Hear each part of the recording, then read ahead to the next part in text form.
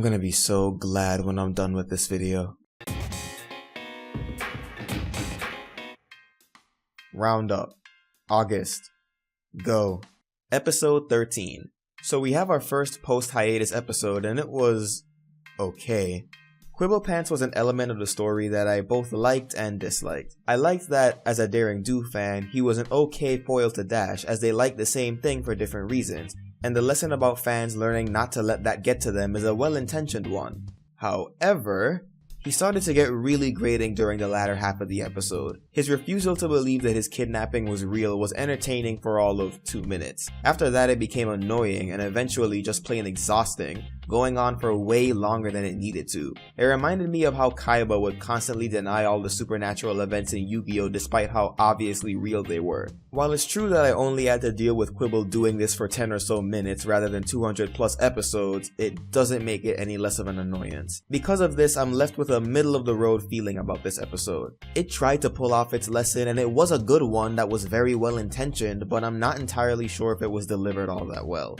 Episode 14.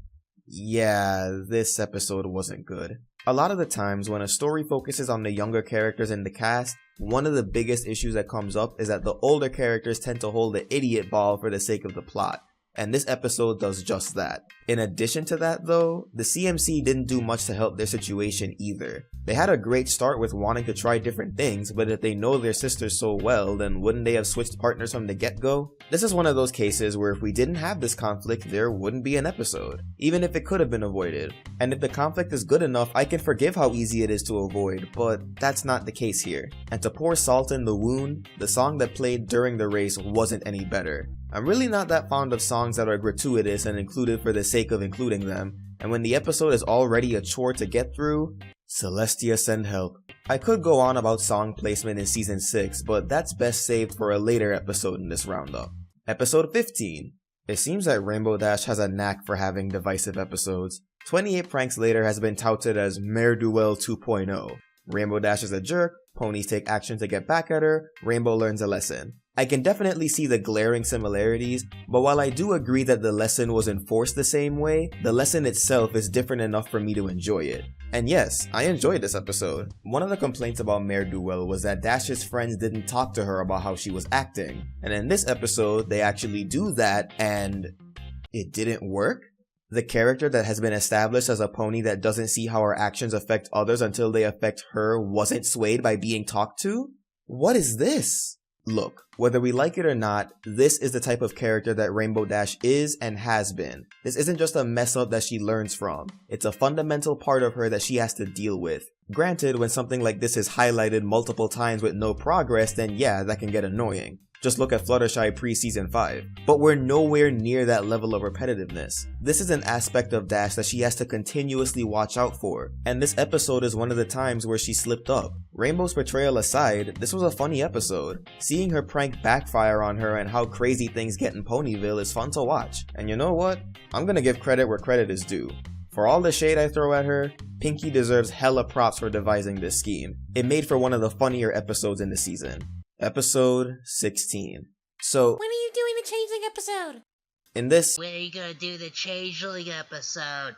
this is What are you doing the video about the Changeling episode? Cause you should talk about the Changeling episode cause you're a changeling and stuff. I'm doing it right now! Yeah, so a lot of people have been asking me when I'd give my thoughts on this episode, even though I've been doing this format since the season started and I announced when this video would come out. While I wasn't sure at first about Spike's involvement in this episode, in the end, I'm glad that he was. Hell, he was probably the best character to use here. His willingness to forgive others combined with the reputation that he has in the Crystal Empire was a mix that provided a great conflict. My favorite moment of his would have to be at the end of the second act, where Thorax is found out and Spike cracks under the pressure. Yeah, it's a moment of weakness, but one that I completely understand.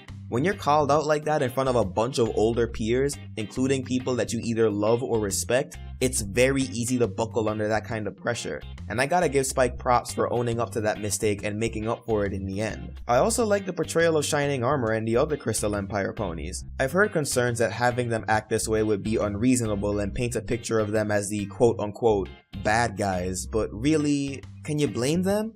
We all saw the season 2 finale. It really isn't that unreasonable for them to be this suspicious, especially Shining Armor, because for him that wasn't just an attack on his home, it was a sabotage of his wedding day, so it's even more personal for him. However, there is one thing I gotta come down on. Once again, the song.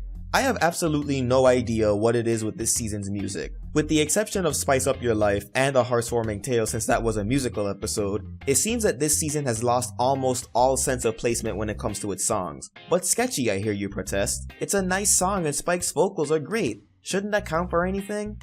To be honest, no. When it comes to musical numbers, placement is the priority. It doesn't matter how good the song is if it's included at the expense of the story. The best MLP songs are the ones that help accentuate a point in the story in a way that dialogue can't. There's a reason why songs like This Day Aria, Winter Wrap Up, and Heartstrong as Horses stand out as much as they do. Not just because they're well written and well sung, but also because they're well placed. If dialogue can convey the message just as well, or in this case better than a song, then the song has no reason being there, regardless of how good it sounds. The song could have easily been replaced by dialogue and the effect would still be the same. A lot of folks have been saying that this episode trumps Gauntlet of Fire as the best Spike episode, and while I do agree that this is a strong episode, that song at the end keeps it from being the best. Gauntlet of Fire was a lot tighter. Still, I really enjoyed this one, and I'm looking forward to seeing more of Thorax. It'll be cool to see how his intentions to bring at least some changelings over to his side will play out. Episode 17. I had a good feeling about this episode because of who was behind it. Nick Confalone is quickly becoming one of my favorite writers because of his knack for dialogue and character interactions. Plus he wrote Party Poops and Heartbreakers. Any writer that can make me like characters that I normally don't deserves at least some faith. Both of Confalone's aforementioned strengths are present here, especially with Discord. Seeing him pretend to listen to Spike just made me go, yeah, that's how it feels. And that's the big takeaway from this episode. As someone that's not into tabletop games, I saw myself in Discord's position. How he had to adapt to all the rules and take in all the complications while learning to at least accept and understand why his friends like this kind of thing. Spike and Big Mac also benefit from this as it shows that they actually have lives, and if we get to see this trio again in a future episode, I'll be all for it. Side note, whether it was intended or not, I love that the name of the game is a shout out to the comics. So that wraps up the roundup for the August episodes. For the most part, this first month of season 6's second half has been pretty good, even with the poorly placed songs. And with 2 months left of the season, we've got 2 more roundups to go. So what did you think of these episodes? Storm that comment section below or bug me on social media. And consider supporting me through Patreon or PayPal art commissions. Until next time, keep it sketchy, folks.